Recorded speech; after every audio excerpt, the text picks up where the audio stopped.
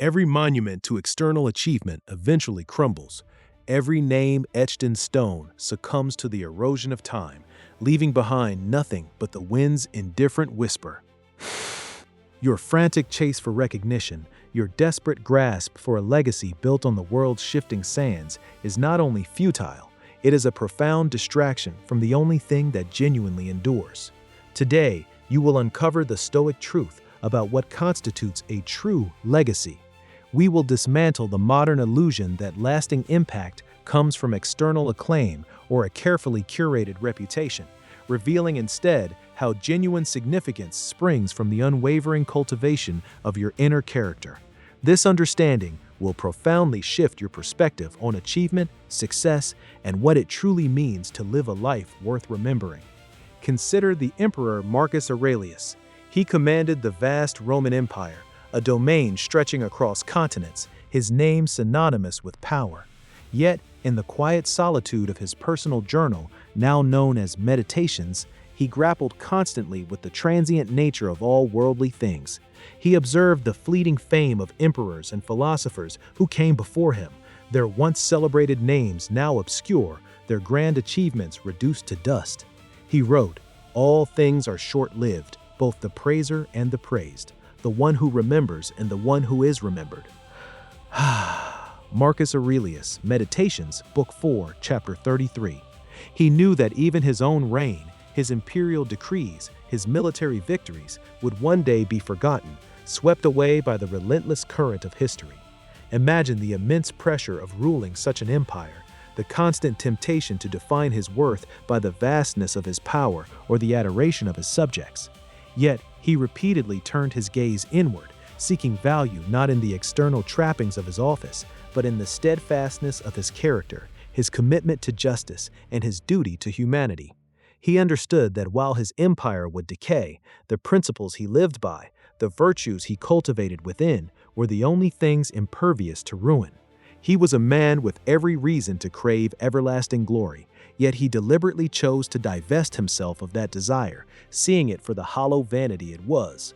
What does that tell you about the achievements you chase today? How often do you pause to consider if the recognition you seek will truly matter not just in 100 years, but even in 5? We live in an age that constantly pushes us to build an elaborate persona, to project an image of success, to amass followers and likes as if they were currency for our immortal soul. But the Stoics would look at our digital monuments, our carefully constructed online identities, and see them for what they are, just another form of crumbling statue. This ancient wisdom rips through the pervasive modern struggle, the insatiable hunger for external validation that leaves us perpetually anxious and unfulfilled. Think about the person who meticulously crafts every social media post, agonizes over the perfect photo, checks for notifications dozens of times an hour, their mood swinging wildly with every comment or lack thereof. Isn't that exhausting? They are not living, they are performing. Their very sense of self-worth is tethered to the fickle opinions of strangers, a foundation more unstable than quicksand.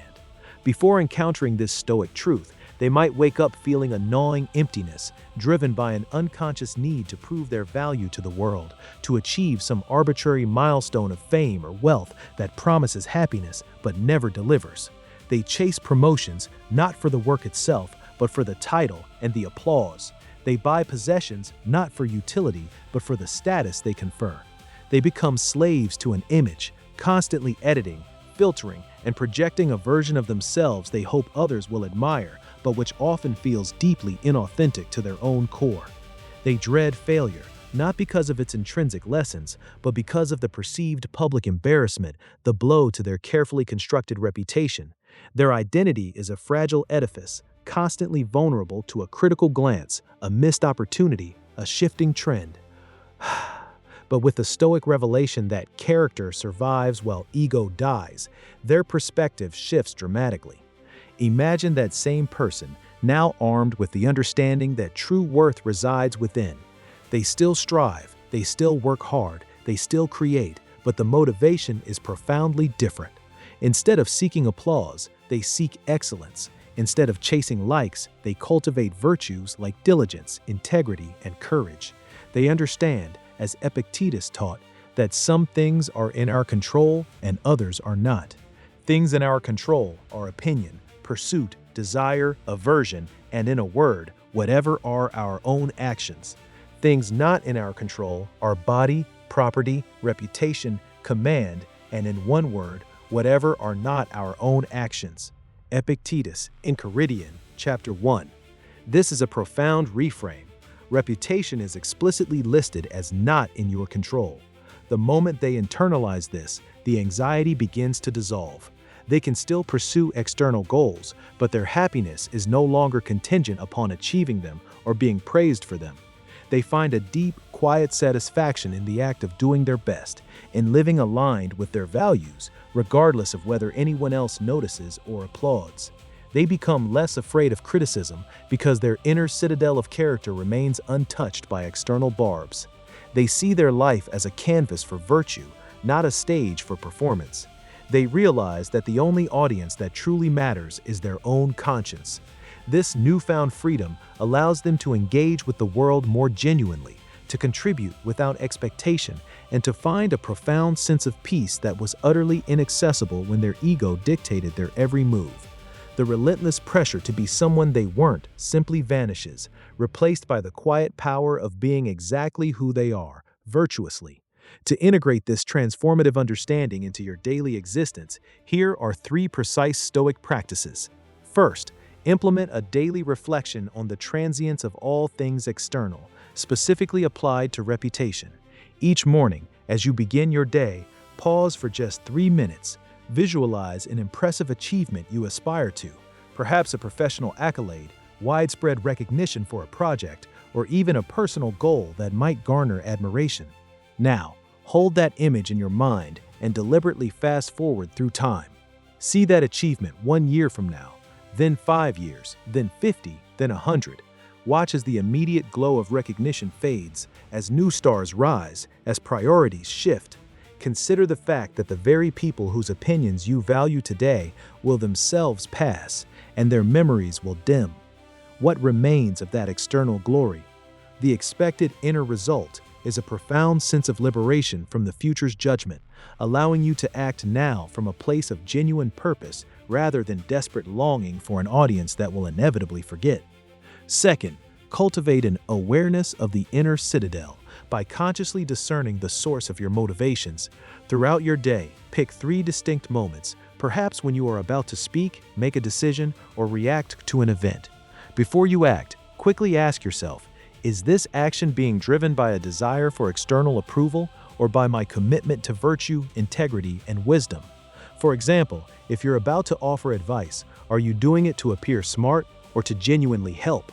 If you're considering a new project, is it for the potential praise or because it aligns with your deeper values? The method here is rapid self-interrogation. The expected inner result is a gradual but powerful redirection of your focus. You will begin to identify how often your ego whispers promises of external rewards, and you will increasingly choose the path dictated by your inner compass, building an unshakable core. Third, engage in a premeditation of indifference to external judgment. This is a deliberate, powerful mental exercise. Once a week, set aside 10 minutes in a quiet space. Visualize a scenario where your reputation is actively undermined. Perhaps you are falsely accused, unfairly criticized, or simply ignored despite your best efforts. Allow yourself to fully experience the initial sting, the natural human reaction of hurt or anger. Then, consciously apply the Stoic framework. These external opinions, this external perception, these are not truly you. They are externals, things not in your control. As Seneca advised, the wise person is concerned with the worth of their own inner life, not with what others think of it. Seneca, Letters to Lucilius, Letter 120.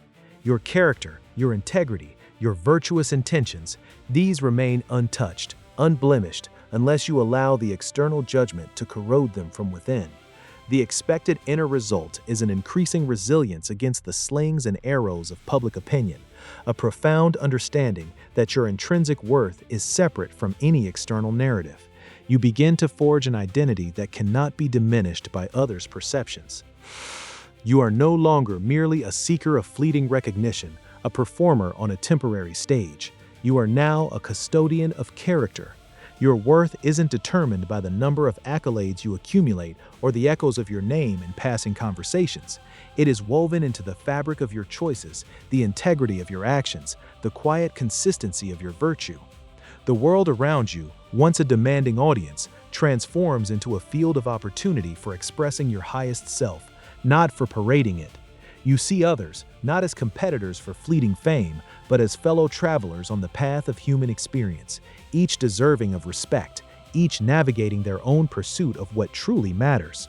The anxiety that once shadowed your efforts, born from the fear of not being seen or praised enough, dissolves into the calm confidence of a life lived with purpose, a life that builds a legacy not of monuments but of meaning, one virtuous choice at a time.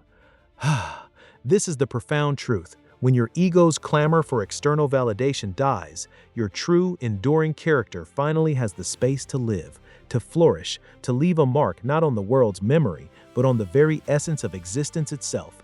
And this liberation, this profound reorientation of your inner compass, is just one facet of the incredible power ancient wisdom offers. There is an even deeper truth waiting to be uncovered, a principle that will reveal yet another profound way to reclaim your inner sovereignty and navigate the unpredictable currents of modern life with unwavering equanimity.